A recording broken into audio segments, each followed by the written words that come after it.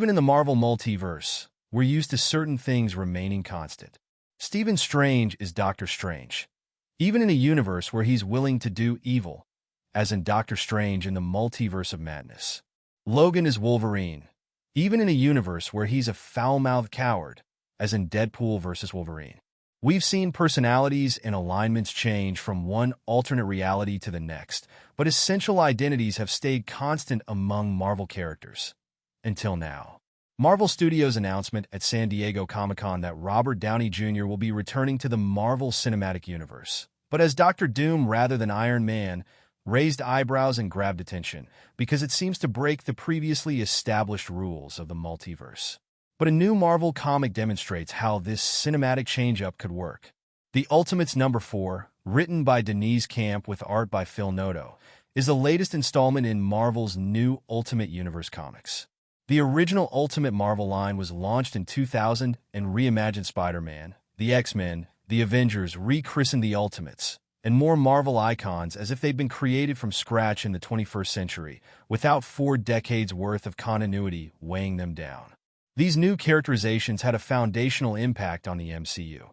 It's hard to imagine 2012's The Avengers existing as it does without the Ultimates as a blueprint, not least because the latter was the first comic to use Samuel L. Jackson as a model for Nick Fury. Now, years after that original experiment reached its conclusion, a new Ultimate Universe has begun. But instead of imagining Marvel heroes having their origins just start later, this universe has scrambled everything around. In last year's Ultimate Invasion series by Jonathan Hickman and Brian Hitch, an evil genius called the Maker stole technology from the Marvel heroes of Earth, 616, and escaped into an alternate timeline, where he used time travel and other means to prevent every Marvel hero's origin story from happening at all. So Peter Parker was never bitten by a radioactive spider as a teenager.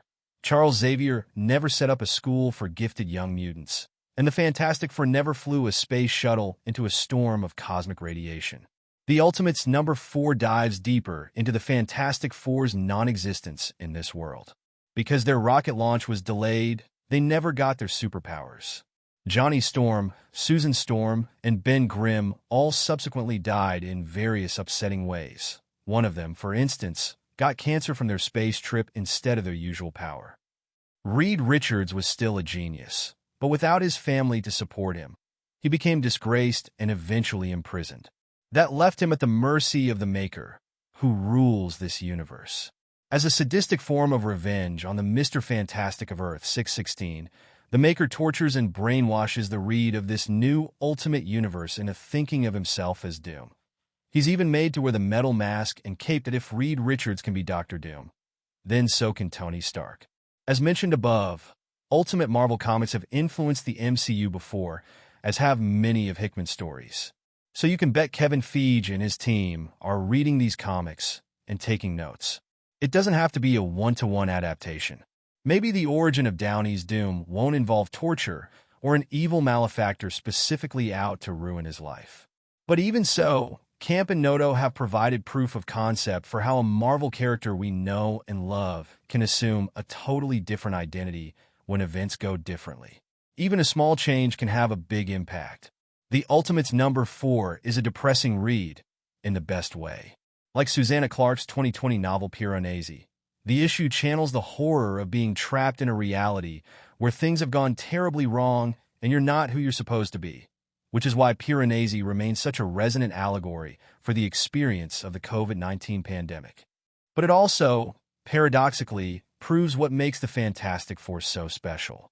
Camp and Noto show how dark and depressing a world without the Richards family can get, a description that fits our own world, as well as the one that currently exists in the MCU. Couldn't both use a little more family fun? Even though the Ultimates #4 is about their absence, it's a great way to get excited for the Fantastic Four. First steps. Let's get back to the right reality.